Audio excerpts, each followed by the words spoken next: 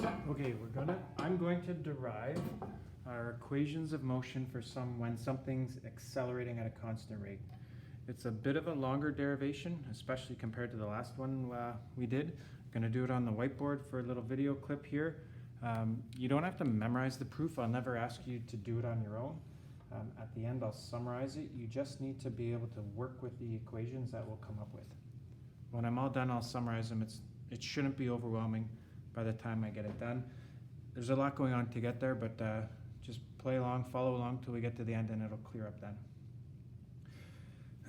To get the equations, we're going to just make up some arbitrary values. Let's say an object starts at some speed.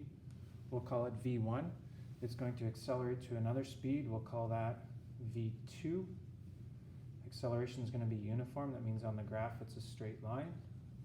And we're going to say that takes some arbitrary amount of time we're going to call delta t. That's just an arbitrary, the values could be any number, just an arbitrary vt graph that'll help us figure out the acceleration.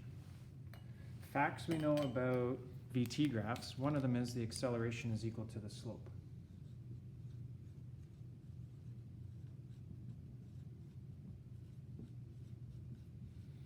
A for acceleration, slope is always rise over run.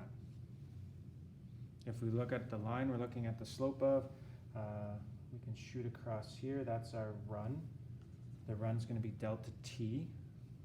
The rise is this part of the triangle. It's not going to be a full v2 because it did not rise all the way from the bottom.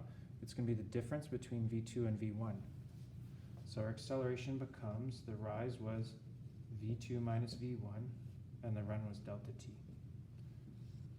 There's an endpoint. That's our first equation to describe uniform acceleration. If we know the two velocities, the difference in the velocities divided by the time is the acceleration.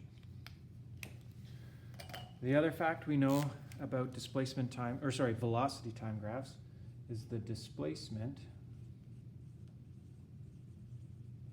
is equal to the area, or d for displacement. I don't know the area of a trapezoid off by heart. That's what I kind of got to figure out. So I'm going to do that old school. I'm going to chop it into two shapes. I need to know that area plus that area. So displacement is going to be the area of that rectangle plus the area of that triangle. Rectangles are always kind of a length times width thing.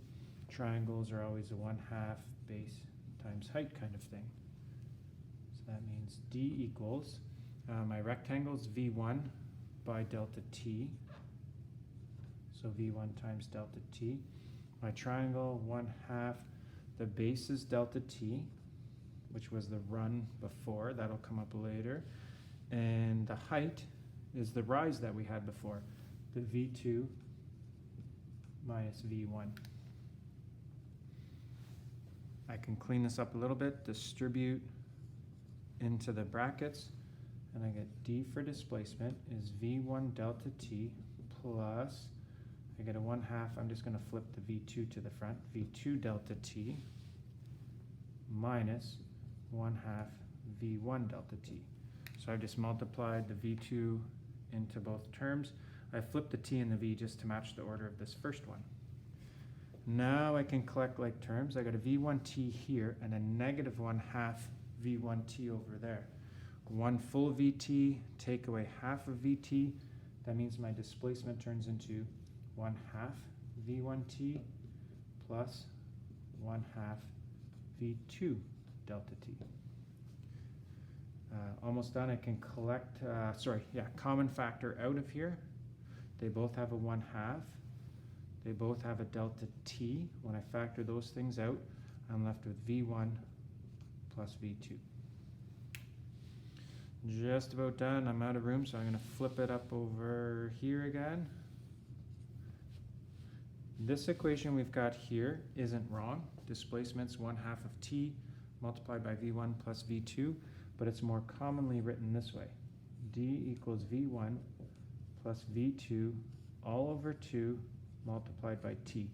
We just pull the 2 underneath the sum and put the delta t on the end. Why people like this one better is this is basically saying displacement is This is average velocity. If you add up two numbers and divide by 2, that's an average. So displacement is average velocity multiplied by time. So far so good. We got 2 equations. This one, here we'll highlight that one. If we go back to where we started, we got this one by a slope, which was a rise over a run. And when we got to here, this equation that I'm starring had the same rise in it. I can take advantage of that to create our third equation. So I gotta make some room on my board. I'm gonna get rid of most of the red. We're kind of done with that. Bring back my blue marker. This equation, if I flip it around, the rise, V2 minus V1, is the same as A times T. That's got a V2 minus V1 in it, and so does this equation have a V2 minus V1 in it. So just to make a little bit room and be a little bit neater, here I'm gonna, displacement is V1 delta T plus 1/2 delta T V2 minus V1. Just to give myself some room, I just rewrote that one I had in red. I'm going to substitute this V2 minus V1 into there. Wherever I see V2 minus V1, I can write down A times T. D equals V1 delta T plus 1/2 delta T. Then I'm going to substitute, that's an A times T. When I clean that up, I can't do anything with the first term. It's going to stay V1 delta T. But the second term, I've got a half, I've got 1A, I've got T times T. So that's going to turn into a T squared. That is our second equation. Sorry, that's not our second, that's our third equation. D equals V1T plus 1/2 AT squared. There's one more equation to get. To get that one more equation, we're going to go back to this first equation. If I rearrange it again, so I rearranged it once to get rise equals A times T. If I flip it around and get delta T, if I get it all by itself, I can, from here I can see if I divide both sides by A, delta T all by itself is V2 minus V1 all over A. So that's a rearrangement for T from that first equation. I'm going to get rid of all this stuff in green. I've lost track of what colors I was using, but before we had that equation that looked like an average. D equals V1 plus V2 all over 2 times delta T. Sorry, that's a little bit messy. I'm going to do a substitution. I'm going to take this one down here and substitute it into that one. Wherever I see delta T, I'm going to write down V2 minus V1 all over A. So I'll try and be a little bit neater. D equals V1 plus V2 all over 2. So now I do the substitution instead of T. I'm going to write down V2 minus V1 all over A. When I clean this up, this is going to give us our fourth and final equation. I'm going to do something weird to make it a bit more obvious. This first part is V1 plus V2.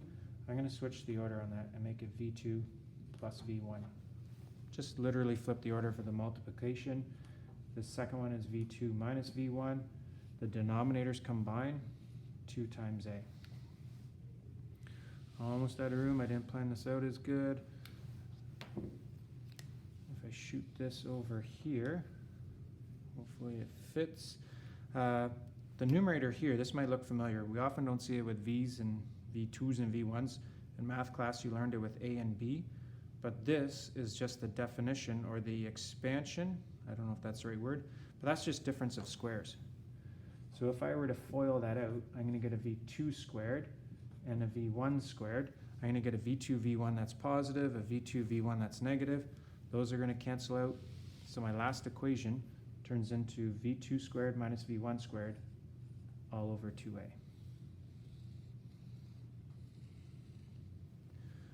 we go. That's got all our equations. Perry the platypus helping along. That's the proof.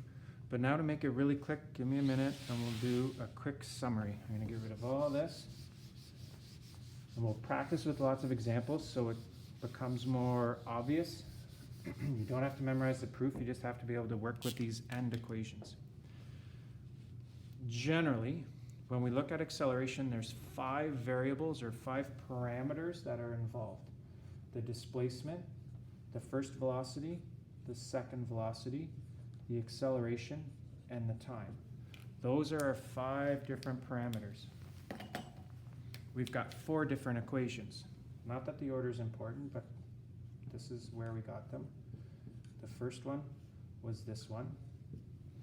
The second one was that average one.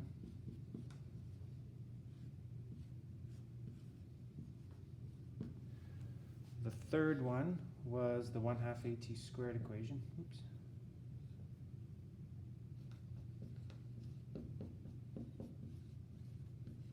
Not only do you not have to memorize the proofs, but I'll never ask you to memorize equations.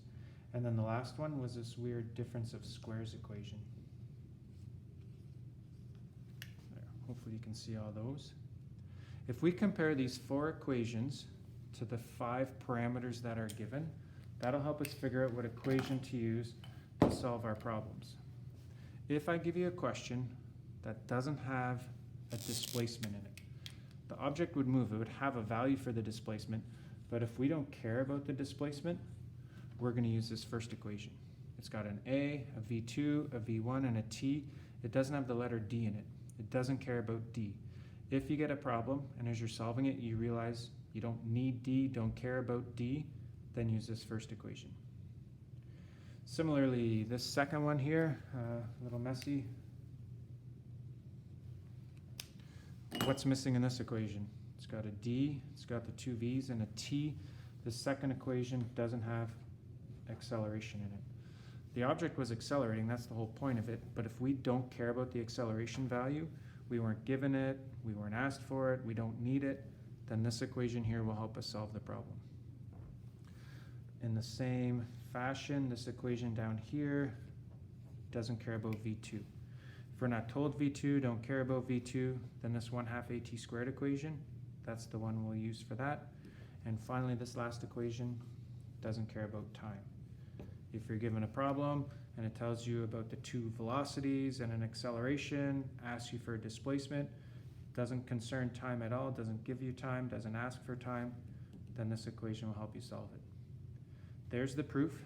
This final screenshot here, this final picture is a summary of it all. We'll do lots of problems to practice to make it make sense.